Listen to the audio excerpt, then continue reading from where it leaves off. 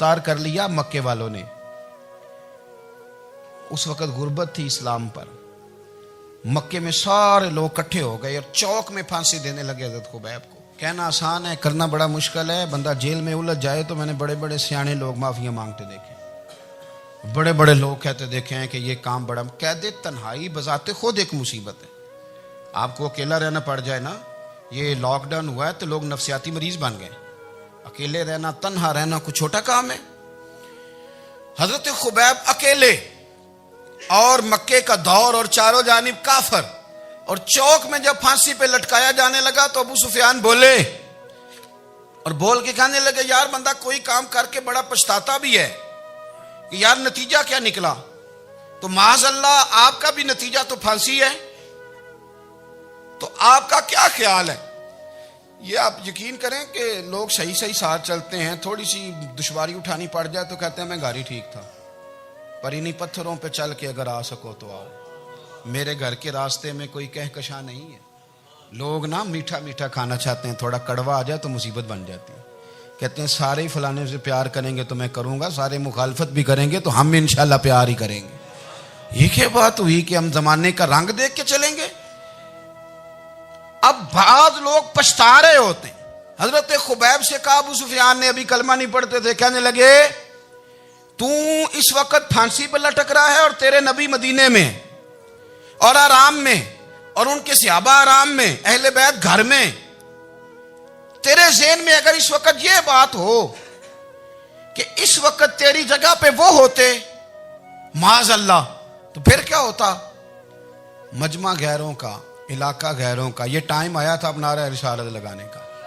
अब टाइम आया हजरत खुबैब ने नारा रिसालत लगाना है, पर लगाना किस तरह है कि काफिर याद रखें। हजरत खुबैब से कहने लगे अगर तेरी जगह हुजूर होते तो फिर तेरा क्या ख्याल है माज़अल्लाह। तो हजरत खुबैब कहने लगे तुम अभी भी नहीं समझे। ठीक है मैं मक्के में अकेला हूं, सारे लोग मदीने में हैं, पर मैं पछता नहीं रहा, मैं तो फख्र कर रहा हूं। मैं फख्र कर रहा हूं इसलिए कि चोरी करके जान नहीं दे रहा, मदीने वाले की इज्जत पे जान दे रहा हूं। मैं फख्र कर रहा हूं। फरमाया सुन, तू कहता है तेरी जगह हुजूर होते और तुम उन्हें यहां माज़अल्लाह फांसी पे लटकाते। फरमाया सुन, मैं तो ये भी पसंद नहीं करता कि मैं घर में बैठा हूं और मेरे नबी को हल्का सा कांटा भी चुभ जाए। हमारा अपने नबी से मोहब्बत का रिश्ता है। एक कांटा भी हुजूर के कदम मुबारक में चुभे हमें बर्दाश्त। मजमा उनका था, नारे लग रहे थे, हमने मुसलमान पकड़ लिया। लेकिन हजरत खुबैब ने अकेले, अल्लाह करे आपको मेरी बात की समझ आए, अल्लाह करे आपको समझ आए, अकेले जब फांसी के तख्ते के करीब नारा लगाया ना कि मैं तो कांटा भी नहीं चुभने दूंगा अपने नबी को, अब सारे हार गए। अब उस एक जुमले ने ना इनको शिकस्त खुर्दा कर दिया। अब बोल कुछ नहीं सकते थे, गर्दनें झुक गई। और जब सन्नाटा छाया तो अबू सुफियान साथ वाले से कहने लगा बाकी सारी बातें अपनी जगह पर हैं, पर असहाबे मोहम्मद से प्यार तो बड़ा ही करते हैं ना। और वो कच्चा रंग ललारी वाला जेड़ा चढ़दा ते लैंदा रहिंदा, ए इश्क तेरे दा रंग मुहम्मद चढ़ जाए फेर नहीं लैंदा। कहा यार प्यार तो ये करते हैं ना, इसमें कुछ शक वाली बात। इस प्यार से काफिर डरता है। नबी पाक के साथ जज्बाती वाबस्तगी, हुजूर के साथ गुलामों का जज्बाती रिश्ता, और नबी पाक सल्लल्लाहु ताला अलैहि वसल्लम की आमद पर तशक्कुर के जज्बात। इमाम राजी ने लिखा है कि हजरत मूसा कलीमुल्लाह अलैहिस्सलाम ने तौरात की तख्तियों के अंदर एक उम्मत का जिक्र पढ़ा कि जो उम्मत गुनाह का इरादा करेगी तो गुनाह लिखा नहीं जाएगा जब तक कर न ले, और नेकी का इरादा करेगी तो रब उनकी नेकी लिख देगा, और जब वो कर लेगी तो अल्लाह 10 गुना अजर अता करेगा। और वो ऐसी उम्मत होगी कि जिनके चेहरे क़यामत के दिन नूर की तरह चमकेंगे, और वो उम्मत होगी जिनकी अल्लाह ताला ज़मीन सारी पाक फरमा देगा, जहाँ नमाज पढ़ेंगे नमाज हो जाएगी।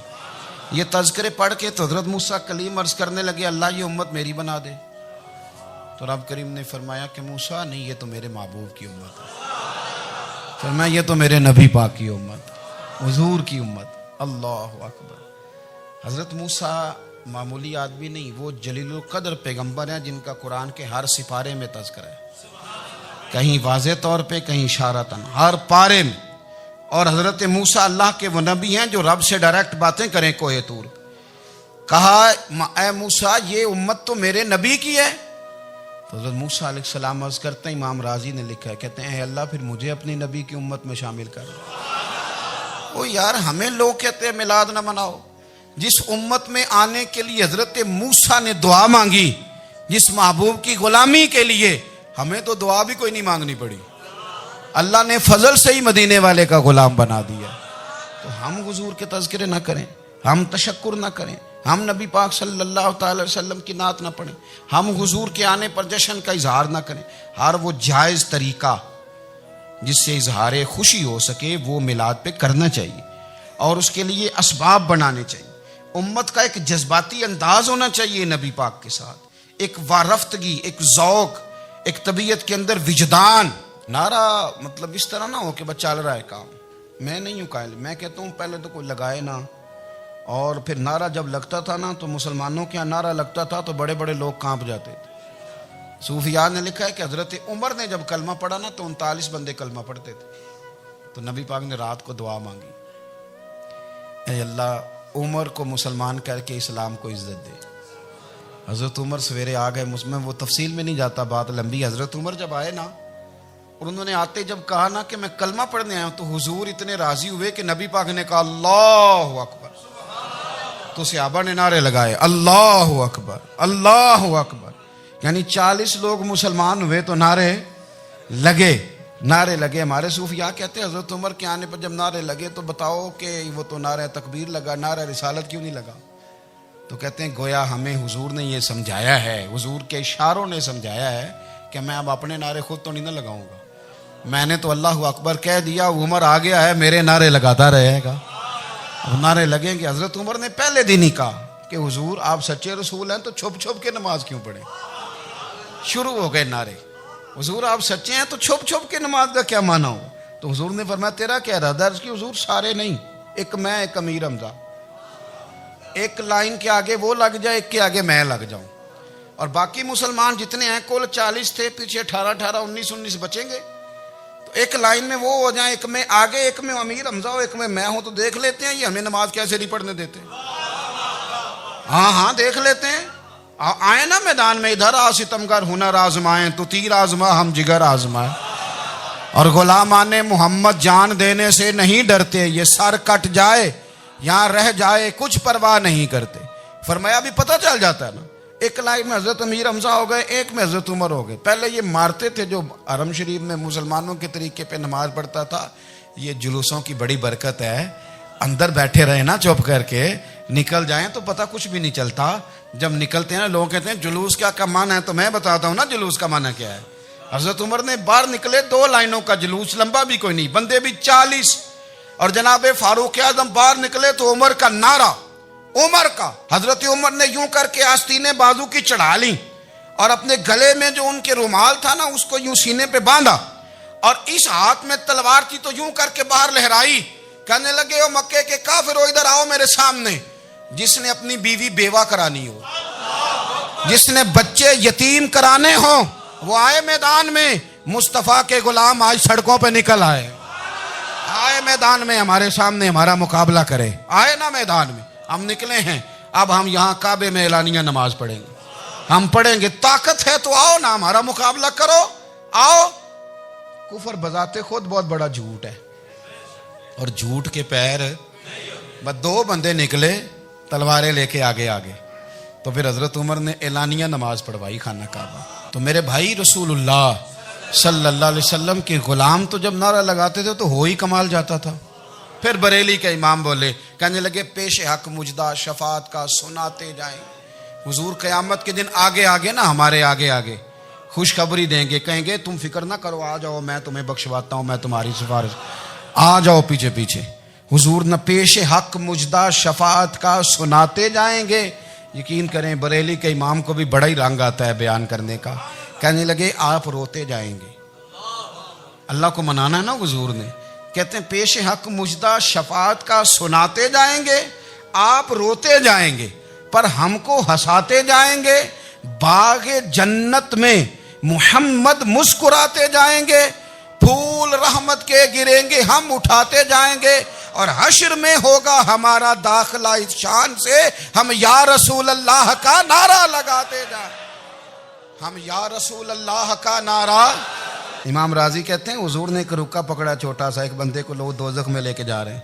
अच्छा मुझे एक बात बताओ, फैसला पहले हो गया है, अल्लाह के सामने हुआ है और फैसला हो गया और तय हो गया कि दोजख में जाना है। वो करीब पहुंच गए दोजख के, तो हुजूर ने देख लिया। और बताया किसने? हजरत आदम ने। हजरत आदम कहने लगे हुजूर वो आपके गुलाम को दोजख में ले जा रहे हैं। नबी पाक आगे गए, क्या पढ़ते हैं हमारे भाई? हुजूर ने मुझे उनसे छुड़ा के छोड़ दिया। नबी पाक सल्लल्लाहु अलैहि वसल्लम आगे गए, फरमाया इधर आओ, कहां लेके जा रहे हो? अल्लाह के सामने फैसला हुआ है ना, फरिश्तों ने किया है ना। फरिश्ते को किसी से बदध्यानती तो नहीं ना करते, फरिश्तों ने जो किया ठीक किया है ना। क्यों लेके जा रहे हो? सोने गुनाह ज्यादा है, नेकियां थोड़ी हैं। फरमाया मेरे सामने तोलो। किसी फरिश्ते ने नहीं कहा कि सोने माज़अल्लाह हमको बेईमान है, हमारी कोई इससे जिद चल साडा को बनना सन जाए दे नाल। भाई मेरा मतलब है सही तोला है, फैसला है, पर मैं दोबारा तोलो। गोया रब भी फरमाता है जैसे मेरा महबूब कहता है वैसे ही कर। और कोई नहीं, दोबारा तोल लो, कोई हर्ज नहीं, तोलो ना दोबारा। फरिश्ते दोबारा आएंगे, उन्होंने दोबारा तोला, एक पलड़े में नेकियां, एक पलड़े में गुनाह। अब वो गुनाह फिर ज्यादा निकले तो नबी पाक ने ना जेब से इतना सा रुक्का निकाला। रुके का भी कोई वजन होता है, वो हुजूर ने नेकियों के पलड़े में रख दिया, नेकियां बढ़ गई। फरिश्ते भी चुप कर गए, चलो भाई जन्नत में।